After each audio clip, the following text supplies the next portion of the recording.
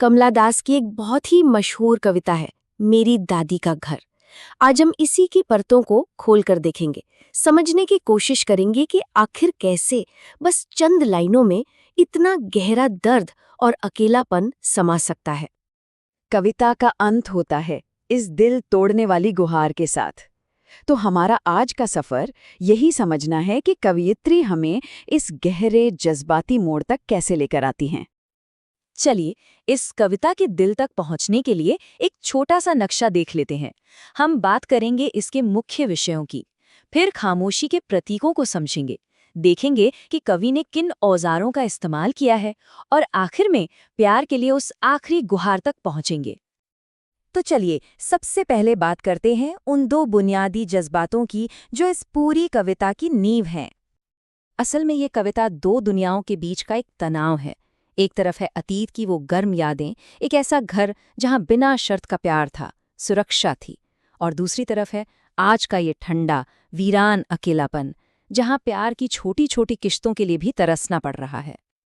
अब आगे बढ़ते हैं और देखते हैं कि कवयित्री ने इन एहसासों को, मतलब अकेलेपन और नुकसान को, सिर्फ महसूस नहीं करवाया बल्कि उन्हें एक ठोस शक्ल भी दी है, कुछ बहुत ही दमदार प्रतीकों के जरिए।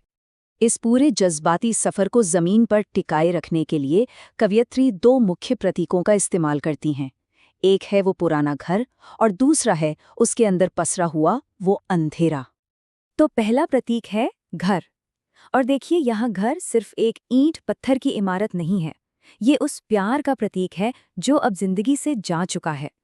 कविता में कहा गया है कि घर खामोशी में सिमट गया है, और सच तो ये है कि यही खामोशी अब कवयित्री के अपने दिल में भी बस गई है। जरा इन लाइनों को देखिए, कितनी कमाल की हैं।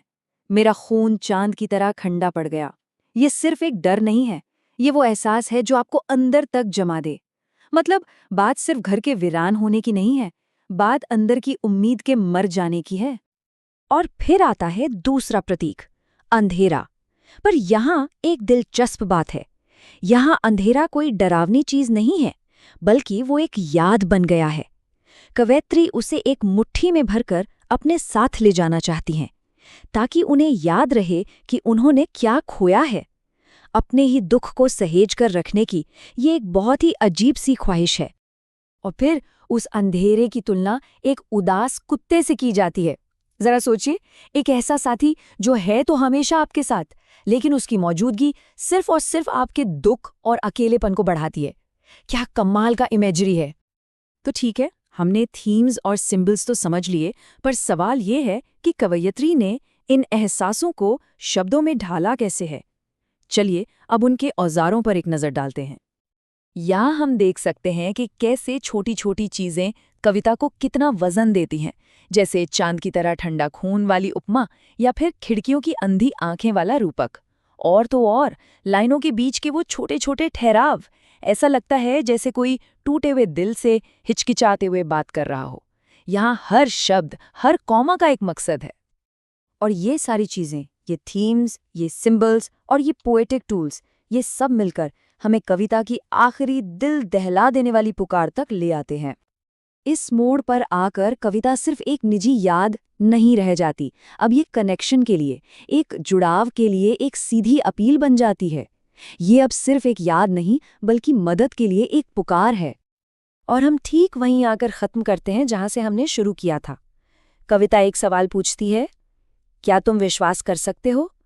और ये सवाल हमें कवयित्री की उस तड़प के पूरे अनसुलझे बोझ के साथ अकेला छोड़ जाता है।